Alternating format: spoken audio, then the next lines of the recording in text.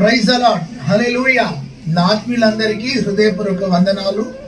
ఆత్మీయులారా, ప్రతిరోజు కొద్ది నిమిషాలు శక్తి కలిగిన దేవుని వాక్యాన్ని మీకు అందించడానికి ప్రభు నాకు చూపిన అపారమైన కృపను బట్టి స్తోత్రం. నేడు నేను ఏమై ఉన్నానో అది ప్రభు దయ అయ్యున్నది, ప్రభు కృప అయ్యున్నది. ఉచితముగా తన కృప ద్వారా సర్వమానవాళికి రక్షణ ఇచ్చిన యేసయ్య నామంలో ఈ వాక్యాన్ని మీకు అందిస్తున్నాను. నేటి మన దైవ సందేశం అధికారి ఆత్మీయునిగా మారుట. ఆత్మీయులారా, ఒక వ్యక్తికి దేవుడు అధికారం ఇచ్చినప్పుడు ఆ అధికారాన్ని అడ్డుపెట్టుకొని ఎన్నో అగత్యాలు చేస్తూ ఉంటారు. దేవుని మహాకృప ద్వారా ఒక వ్యక్తికి దేవుడు అధికారం ఇచ్చినప్పుడు ఆ అధికారాన్ని బట్టి ప్రజలకు మేలు చేయాలి, ప్రజలను బాగు చేయాలి. దేవుడు నీకు ఇచ్చిన హోదాను బట్టి, నీకు ఇచ్చిన స్థితిని బట్టి నీ స్థితిలో నువ్వు ప్రజలను దీవెనకరమైన మార్గంలో నడిపించాలి. అయితే ఈరోజు అపోస్తుల కార్యం 16వ అధ్యాయంలో చెరసాల నాయకుడు, మంచి అధికారంలో ఉన్న వ్యక్తి కోసం ప్రభు నీతో మాట్లాడడానికి ఇష్టపడుతున్నాడు. ఈ చెరసాల నాయకుడు పౌలు శీలలను చెరసాలలో వేయించి అతడు కావలిగా ఉన్నాడు. ఆత్మీయులారా, ఈ యొక్క చెరసాల నాయకుడి యొక్క పని ఏమిటంటే ఈ పౌలు శీలలను భద్రంగా మనము కాపాడాలి అని. అతడు ఒక ఉన్నతమైన ఉద్యోగ రీత్యలో ఉన్నాడు. పౌలు శీలల యొక్క స్తుతి, ఆరాధన, ప్రార్థన, దేవుని యొక్క కృప ద్వారా చెరసాల పునాదులు అదరడము, బంధకాలు ఊడిపోవడము, ద్వారాలు తెరవబడము, ఒక బలమైన ఆత్మకార్యం చెరసాలలో జరిగినప్పుడు వారి బోండాలు ఊడిపోయినాయి. వారి యొక్క ద్వారాలు, తలుపులు తెరవబడ్డప్పుడు అందరూ వెళ్ళిపోతుండగా ఈ యొక్క చెరసాల నాయకుడు కత్తి తీసుకొని తనను తాను హతమార్చుకోవాలనుకున్నాడు. చాలా మంది జీవితాలలో తమంతట తాము గాయాలు చేసుకునేవారు, తమంతట తాము పాపంలో పడిపోయేవారు, తమంతట తాము ఈ లోకయాత్ర ముగించుకునేవారు కొల్లలుగా మన చుట్టూ ఉన్నారు. నా జీవితంలో ఏదో అయిపోతుందని చనిపోతాను అన్న ఆలోచన కలిగిన వారు ఎందరో ఉన్నారు. ఆత్మీయులారా, ఈ చెరసాల నాయకుని యొక్క ఆత్మీయ జీవితాన్ని తొంగి చూస్తే ఇతడు అధికారంలో ఉన్నాడు, కానీ ఒక ఆత్మీయత తనలో ఉంది. అధికారంలో ఉన్న వ్యక్తులు చాలా ప్రజలకు ఆయాసకరంగా జీవిస్తారు. అయితే చెరసాల నాయకుడి యొక్క ఆత్మీయ లక్షణాన్ని చూస్తే చాలా ఆత్మీయత, చాలా అనుకువ, చాలా మంచి మనసు తనలో ఉన్నది అని మనము చెప్పగలం. అపోస్తుల కార్యం 16వ అధ్యాయము 29వ వచనంలో చెరసాల నాయకుడు ఏం చేశాడంటే అతడు చెరసాల లోపలికి వెళ్ళి సాగిల పడ్డాడంట. ఎవరికి? దైవ జనుల ఎదుట సాగిల పడ్డ వ్యక్తిగా ఉన్నాడు. అతనిలో ఉన్న మొదటి లక్షణం ఏమిటో తెలుసా? తగ్గింపు స్వభావం కలిగిన అధికారి. చాలా మందికి దేవుడు అధికారం ఇచ్చినప్పుడు తగ్గింపు ఉండదు, గర్వం ఉంటది, అహం ఉంటది, కోపం ఉంటది. అయితే ఈ అధికారి సాగిల పడ్డాడు అభిషేక్తులైన దైవ సేవకుల పాదాల దగ్గర. ఏమిటో జరిగింది వీరి ద్వారా అని గ్రహించినాడు. వీరు ప్రార్థన చేసినప్పుడు, పాటలు పాడినప్పుడు చెరసాల పునాదులు అదిరిపోయినాయి, నా కళ్ళారా చూశాను, ప్రజలు విడుదల పొందుతున్నారు అనే దేవుని శక్తి వారి ద్వారా చెరసాలలోనికి విడుదలైందని గ్రహించి సాగిలపడి తగ్గించుకొని వారి ఎదుట మోకాల మీద ఉన్నాడు. దేవుడు కొద్ది గొప్పగా అధికారం ఇచ్చినప్పుడు అధికారాన్ని అడ్డం పెట్టుకొని ఇష్టానుసారంగా జీవించే నాయకులకు పుల్లలుగా ఉన్నారు. ఈ వాక్యాన్ని చూస్తున్న ఆత్మీయ సహోదరి, సహోదరుడా, దేవుడు ఏదైనా యోగ్యత నీకు ఇస్తే, అర్హత నీకు ఇస్తే, ఘనత నీకు ఇస్తే నీలో తగ్గింపు కనబడాలి, విధేయత కనబడాలి, వినయం కనబడాలి, ఓర్పు కనబడాలి, సహనం కనబడాలి. కానీ చాలా మందిలో హెచ్చింపు కనబడుతుంది, తగ్గింపు స్వభావం కలిగిన వ్యక్తి. Praise the lord. రెండవ ఆత్మీయత అపోస్తలుల కార్యం 16వ అధ్యాయం 30వ వచనంలో సేవకులను చెరసాలలో నుండి బయటికి తీసుకొచ్చి నేను రక్షణ పొందుటకు ఏమి చేయాలి అని తన సందేహాన్ని సేవకులతో పంచుకున్నాడు. నాకు రక్షణ కావాలి అని అడిగినాడు. అధికారంలో ఉన్న వ్యక్తికి కావాల్సింది ఏంటంటే రక్షణ కావాలి అని అడుగుతున్నాడు. అయ్యా పౌలు గారు, శీల గారు, నాకు రక్షణ కావాలి, నేను రక్షణ పొందాలి అనుకుంటున్నానని తను రక్షణ కోసం హృదయాన్ని తెరిచినవాడు. Praise the lord. హల్లెలూయా. అతడు అంటున్నాడు, వెలుపలికి సేవకులను తీసుకుని వచ్చి రక్షణ పొందుటకు నేను ఏమి చేయాలి? దేవునికి స్తోత్రం. రక్షణ పొందడానికి లక్షలు అవసరం లేదండి. నీ నోటితో యేసు క్రీస్తు ప్రభు అని ఒప్పుకుంటే చాలు. అధికారిలో ఉన్న రెండవ ఆత్మీయత సత్యమును గ్రహించడానికి ఇష్టపడ్డాడు, మార్గాన్ని వెతుకుతున్నాడు. నాకు రక్షణ ఎలా వస్తుంది, నేను ఎలా రక్షణ పొందుతాను అని అతడు రక్షణ కోసం వేచి ఉన్న వ్యక్తిగా ఉన్నాడు. దేవునికి స్తోత్రం. ప్రభు అంటున్నాడు, నా ద్వారా తప్ప తండ్రి యొద్దకు ఎవరు వెళ్ళరు, నేనే మార్గము, నేనే సత్యము, నేనే జీవము అన్నాడు ప్రభు. నేనే పునరుత్థానమును జీవమును అన్నాడు నా ప్రభు. అక్కడ రక్షణ పొందుటకు నేనేమి చేయాలి? సేవకులను అడుగుతున్నాడు. దేవునికి స్తోత్రాలు. ఆత్మీయంగా అక్కడ చూస్తే తను దేవుని కోసం బ్రతకడానికి, రక్షణ పొందడానికి ఆసక్తి కలిగిన వ్యక్తిగా ఉన్నాడు. ఒకటి తగ్గింపు ఉంది, రెండోది రక్షణ కోసమైన ఆసక్తి తనలో ఉంది. మూడోది అపోస్తలుల కార్యం 16వ అధ్యాయం 31లో ఆ అధికారి దేవుని యందు విశ్వాసం ఉంచాడు, రక్షణ పొందినాడు. రెండు జరిగినాయి తనలో, విశ్వాసం ఉంచడము, రక్షణ పొందడము. యేసే రక్షకుడని విశ్వసించినాడు, ఆయన నామములో రక్షణ పొందినాడు. హల్లెలూయా. నా ప్రభు ఈరోజు నీతో మాట్లాడుతున్న శ్రేష్టమైన మాట ఏమిటంటే, ఆయన యందు విశ్వాసం ఉంచువాడు ఎన్నడూ కలవరపడడు. ఆయన యందు విశ్వాసం ఉంచువాడు నీతిమంతునిగా తీర్చబడతాడు. ఆత్మీయులారా, విశ్వాసం ఉంచిన వ్యక్తిగా ఉన్నాడు, తన పాప జీవితం కోసం రక్షణ పొందిన వ్యక్తిగా ఉన్నాడు. హల్లెలూయా. యేసు నామములో రక్షణ, యేసు నామములో విడుదల, యేసు నామములో స్వస్థత, యేసు నామములో విమోచన. ఆ అధికారి తగ్గింపు కలిగి బ్రతికినాడు. ఆ అధికారి సత్యాన్ని గ్రహించినాడు. ఆ అధికారి రక్షణ పొందినాడు, విశ్వాసం ఉంచినాడు.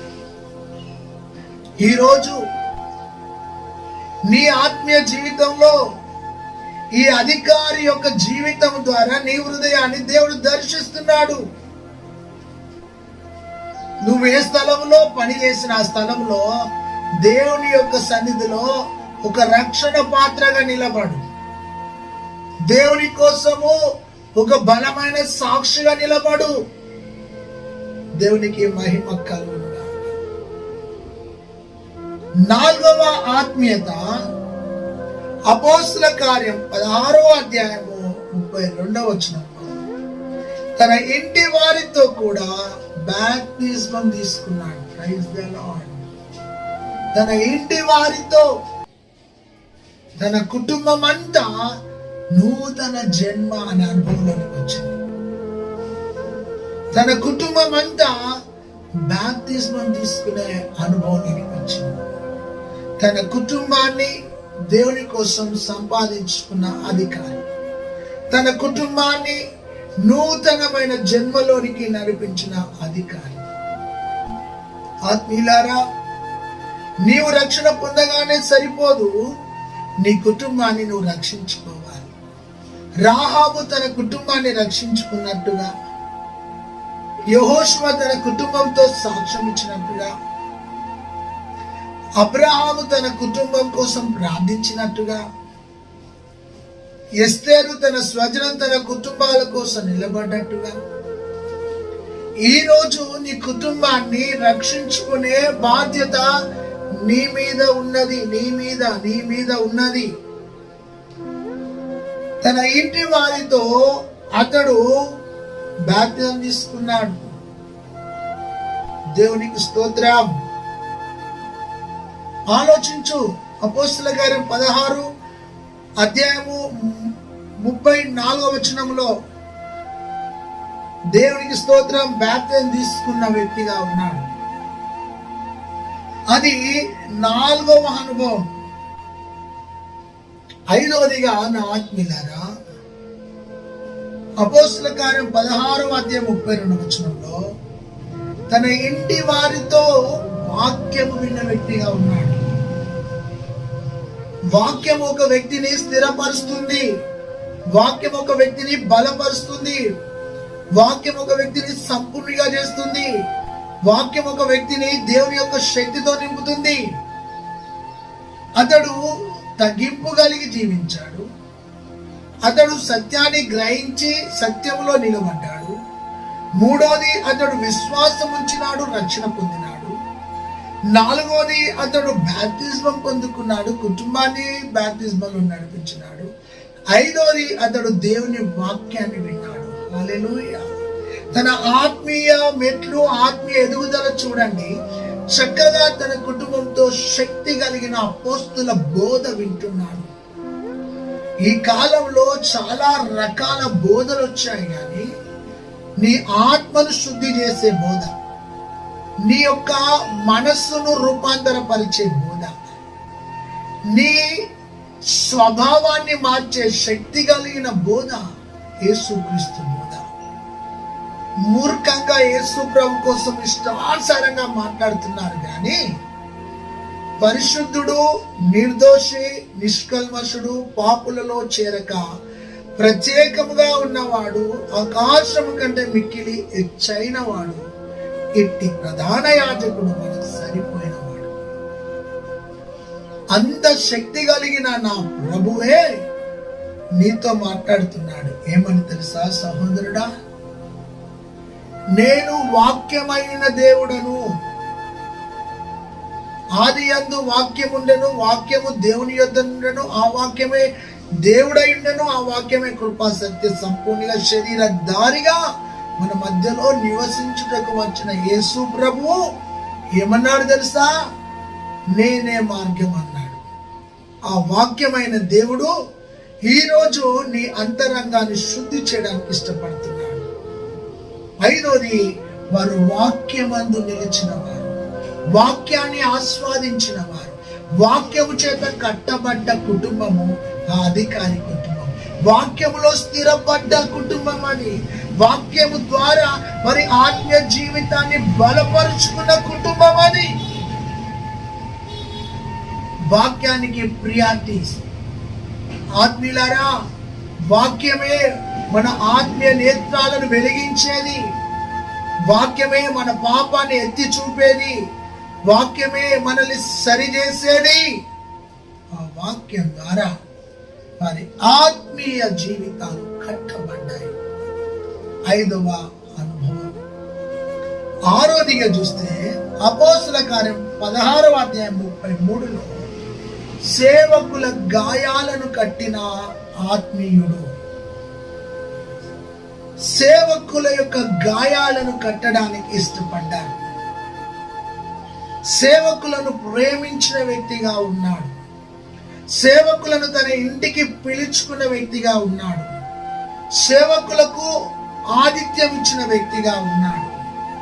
సేవకుల శ్రమలలో పాలి భాగస్వామిగా నిలబడ్డాడు. ఆ చెరసాల అధికారి ఆ సేవకులకైన గాయాలను బట్టి తను వారి గాయాలను కట్టడానికి ఇష్టపడ్డ వ్యక్తి చెరసాల నాయకుడు. దేవునికి స్తోత్రం. సేవకుల శ్రమలలో, సేవకుల కన్నీళ్లలో, సేవకుల బాధలో పాలి భాగస్థుడైన అధికారి ఆత్మీయంగా తనలో ఉన్న లక్షణాలు చూడండి. తగ్గింపు కలిగి సాగిలపడ్డ వ్యక్తిగా ఉన్నాడు. 2, సత్యాన్ని గ్రహించి రక్షణ కోసము హృదయాన్ని తెచ్చిన వ్యక్తిగా ఉన్నాడు. 3వది విశ్వసించి బాప్తిస్మం తీసుకున్న వ్యక్తిగా, రక్షణ పొందిన వ్యక్తిగా ఉన్నాడు. 4వది తను బాప్తిజం తీసుకున్నాడు. 5వది దేవుని వాక్యాన్ని విన్నాడు. 6వది సేవకుల గాయాలను కట్టినాడు. Praise the lord. హల్లెలూయా. ఎంత ఆత్మీయత ఉంటే సేవకుల గాయాలను కడతాడండి. ఆలోచించండి. సేవకుల గాయాలను కట్టిన వ్యక్తిగా ఉన్నాడు చెరసాల నాయకుడు. నువ్వు గాయాలను కట్టే వ్యక్తిగా ఉండాలి కానీ గాయాలను చేసే వ్యక్తిగా ఉండొద్దు. నువ్వు మాట్లాడితే మానసిక రోగులు బాగుపడాలి, ఆత్మీయ రోగులు బాగుపడాలి, మరణంలో అంచులో ఉన్న వారు బాగుపడాలి. నీ మాటలో అంత అభిషేకం ఉన్నది. తను గాయాలను కట్టిన వ్యక్తిగా ఉన్నాడు. చివరిగా తన జీవితాన్ని చూస్తే అపోస్తుల కార్యం 16:34 అతడు అందరితో సేవకులతో ఆనందించిన వ్యక్తిగా ఉన్నాడు. చూడండి, ఆనందకరమైన జీవితాన్ని సంపాదించుకున్నాడు. ఆత్మీయంగా అధికారంలో ఉన్నవారు ఆనందంగా ఉండలేరు, సంతోషంగా ఉండలేరు. కానీ ఇతడు ఆనందించిన వ్యక్తిగా ఉన్నాడు. ఆ ఆనందం డబ్బులతో వచ్చింది కాదు. ఆ ఆనందం ఆత్మీయులారా తన హోదాను బట్టి వచ్చింది కాదు. ఆయన పొందిన ఆనందం యేసు ద్వారా వచ్చిన ఆనందం. ఎవరయ్యా ఈ లోకంలో ఆనందించేవారంటే పాపాల నుండి విడుదల పొందిన వాడు ఆనందిస్తాడు. శాప బంధకముల నుండి బయటికి వచ్చిన వాడు ఆనందిస్తాడు.